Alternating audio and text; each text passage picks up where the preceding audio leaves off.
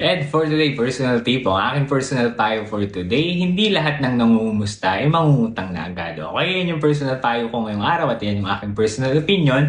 Kung bakit ko nasabi yan, panoorin mo tong video na to. No? So minsan kasi sa panahon ngayon, no, kapag alam natin nangungumusta, ang ina-expect agad natin mangungutang na agad yung tao. Hindi naman ganon. May mga tao pa rin namang nangungumusta lang at gusto kang kumustahin. So wag sana tayong judgmental na tipong kinumusta ka lang, ina-expect mo na mangungutang na agad yung tao. Hindi naman sa lahat ng pagkakataon. Meron naman talagang taong gusto kang kumustahin, gusto kang i-check. Kaya sana wag nating i-in zone, wag sana nating wag pansinin. Sana replay natin, sabihin natin kung anong kalagayan natin. At kung sakali man ang sumunod dun sa part na kumusta ay manghihiram ng pera, maging tapat tayo dun sa tao kung may kakayanan tayo magpahiram or wala. Kung baga, wag natin silang paasahin, wag natin silang i-in zone. Baka di naman kasi kailangan ng tao ng pera. No? Kung wala, di sabihin natin, maging honest tayo sa tao. Kung meron at meron tayong kakayang magpahiram, kung talaga meron tayong extra, no, di sabihin natin, magpahiram tayo kung ano yung kaya natin. No? Basta wag mo lang isi-sinzone. Dahil again, hindi naman lahat ng nangungumusta ay mangungutang na agad. Wag naman sana natin gawing ugali yung gano'n. No? Minsan meron din nangungumusta na gusto ka lang talagang i-check or gusto ka lang kumustahin. Kaya wag sana natin i-judge yung mga salitang kumusta ka na,